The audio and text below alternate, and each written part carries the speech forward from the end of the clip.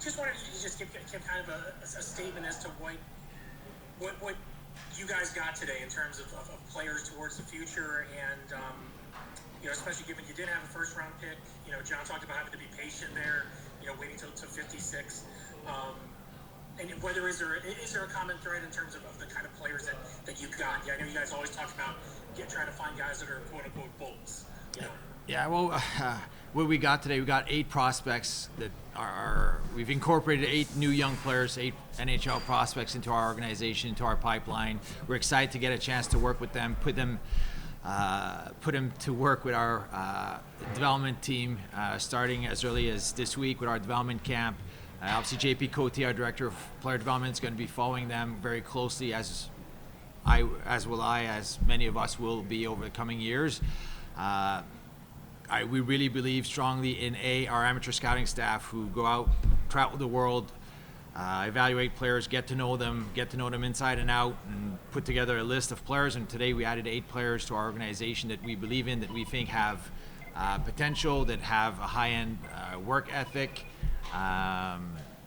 And then we also strongly believe in our development program, which has been really successful in helping players realize their potential, and that's what we're going to start to do with those players. We're going to give them resources and support, and hopefully they put in the work, and when it works really well, we end up with future NHL players. DeAndre, go ahead. Julien, I wanted to ask you about Ethan in particular. He talked a lot about his two-way game and how important that was for him, and I'm just curious kind of what you're hoping to see from him, what you saw from him when you made that pick. Well, we're hoping that he ends up being an NHL player. You have to know what your identity is and what your skill set is. He's a strong two-way player who can, at the junior level, can go up against the best players and do a good job shutting them down and still contribute offensively. So that bodes well when you have that in your toolbox where you can play in all situations. He's still a young player. All these players that we drafted today, they're young players. They're all going to need time. But what we also really like about Ethan in particular is his work ethic. We have every reason to believe he's going to put in the effort to realize his potential, and we think that should ultimately lead him to the NHL at some point. Ed, do you have a follow-up? Yeah, Julien, with the new setup, with the decentralized draft this year, how different was it? I mean, on the broadcast, they're talking about how maybe there weren't as many trades because everyone's not right there in the same spot all on the draft floor. Did you find that to be the case? Were there less maybe trade availability options out there with this new setup, or did it seem to be the same? It was fine. I think we made it work. I don't know what it felt like for the TV audience or the people that were in the building in Los Angeles. I don't know how that translated. I don't know if it was as good an experience or a better experience or just the same. But in terms of getting the work done for the draft, we were able to get the work done that we needed to do today and last night. I do like the idea of the centralized draft just because for the whole week, it's not just at this time of the year, yes, a lot of focus is on the draft, but it's also getting ready for free agency, working on possible trades. Last year we were one of the organizations that was probably the busiest between the end of our season and the opening of free agency. We completed four trades, one that got us Ryan McDonough back.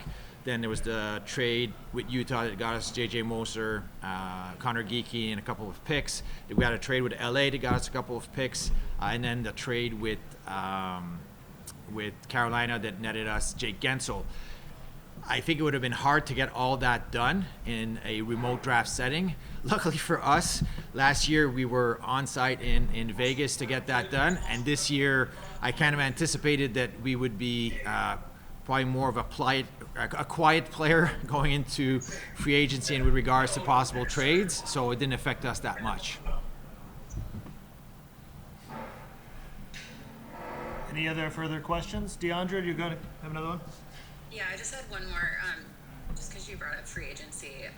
I know at the end of the season you reiterated that you're really happy with the team that you guys have. Is anything in particular that you're looking for heading into free agency? There's been obviously some reports with Perbix and things like that, but just curious if anything has changed in the past couple months. Well, I expect Nick Perbix, Lou Glendening, and Cam Atkinson to be, unrestricted free agents as of July 1.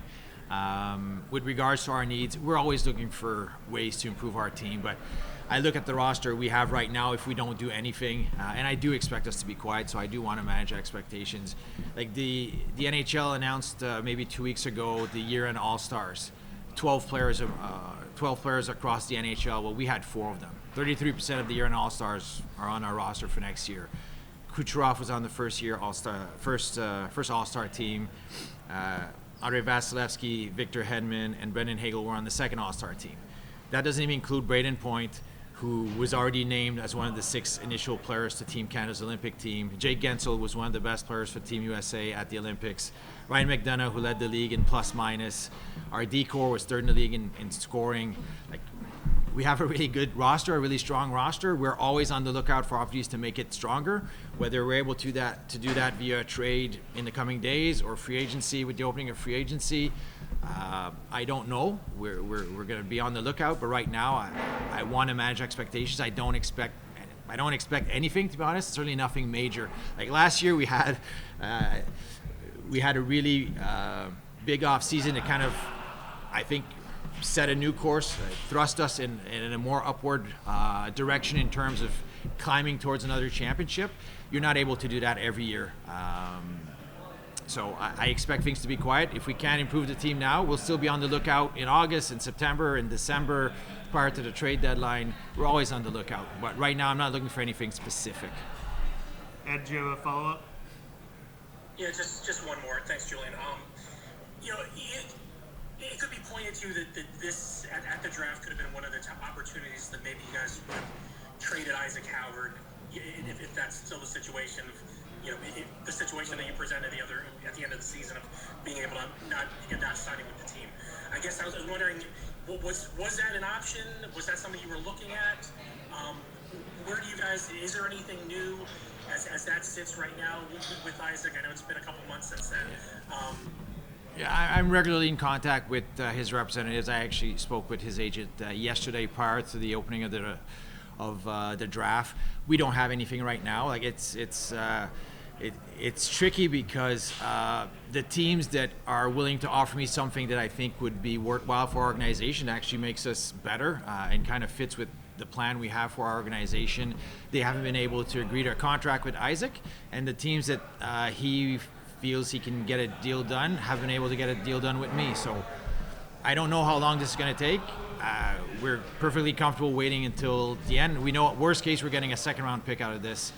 If I can do better, that would be optimal for me. It would be way better for Isaac Howard because he should turn pro. That's in his best interest for his career's development. We are working with them to try to get that done, but as of now we haven't been able to. Thank you. Good. I just have one more question, sorry. No, go ahead. At the end of the season, I know, well, obviously McDonough is entering the last year of his contract. I know he talked about how he wanted to stay here. Are you able to give us any updates or anything on that? Expectation is we're both, we would like to keep Ryan, he would like to stay. At some point we're going to address that. It won't be this off season. I already met with Ryan and told him that. We have Ryan McDonough, whose contract's going to be up. JJ Moser's contract's going to be up. Oliver Bjorkstrand's contract's going to be up. We're going to wait, probably let the season play out and figure out where we are as a team, where everyone is as a player, and make sure we allocate the right dollars to the right players in due time. Good. Thank you, everyone. Thank you, Julien. Thank you. All right, everyone, have a great weekend. We'll see you at development camp.